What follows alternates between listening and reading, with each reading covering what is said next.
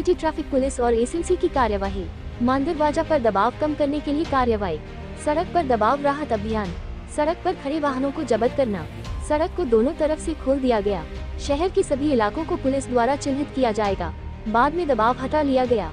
दुकानों की सीलिंग भी की जा रही है। ताज़ा खबर देखने के लिए देखते रहे स्टार न्यूज नेटवर्क। जय हिंद।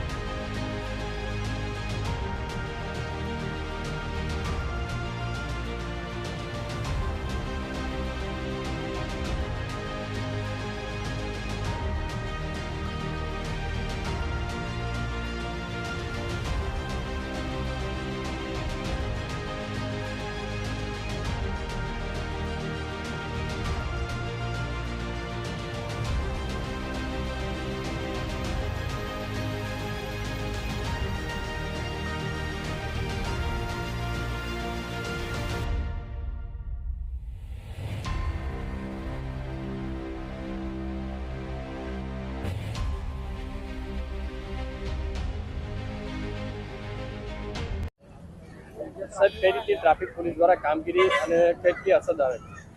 આપ સૌ જાણો છો કે માનનીય પોલીસ કમિશનર શ્રી અનુપમસિંહ ગેહલોત સાહેબ તેમજ અમારા ટ્રાફિકના જેસીપી ચૌધરી સાહેબ અને ડીસીપી વાનાણી મેડમની સીધી સૂચના અને માર્ગદર્શન હેઠળ અમે ટ્રાફિકની સમસ્યાઓ ઓછી થાય, નાગરિકોને ઓછામાં ઓછી તકલીફ પડે એના માટે ઘણા સમયથી ડ્રાઈવ ઝુંબેશો અલગ અલગ ચલાવી રહ્યા છે, જેમાં સીપી સાહેબ તરફથી રોડ પરના ખાસ કરીને જે અડચણરૂપ દબાણો હોય કે વ્હીકલ જૂના હોય, ભંગાર પડ્યા હોય એને હટાવવાથી જે નાગરિકો વાહન ચાલકો છે એમને એક સ્મૂથ રોડ મળે અને એ લોકો જ્યાં જવા માંગતા હોય ત્યાં સારી રીતે જઈ શકે એના માટે ઘણા દિવસથી પ્રયત્નો હાથ ધરવામાં હતા.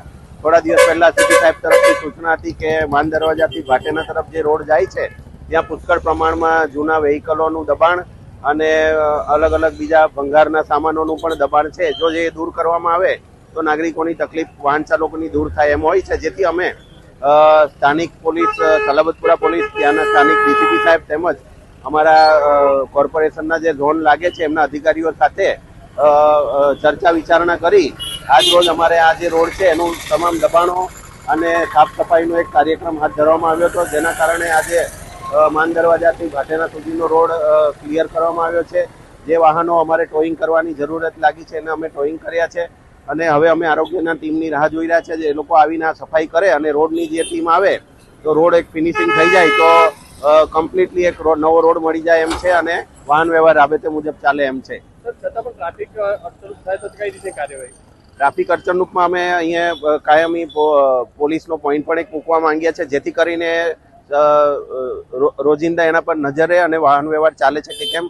પ્લસ કે આ સફાઈ કામગીરીને રોડ બન્યા બાદ ફરીથી કોઈ દબાણો ચાલુ ના થઈ જાય એના માટે અમે એક અલાયદો પોઈન્ટ અહીંયા શરૂ કરવા માંગીએ છીએ.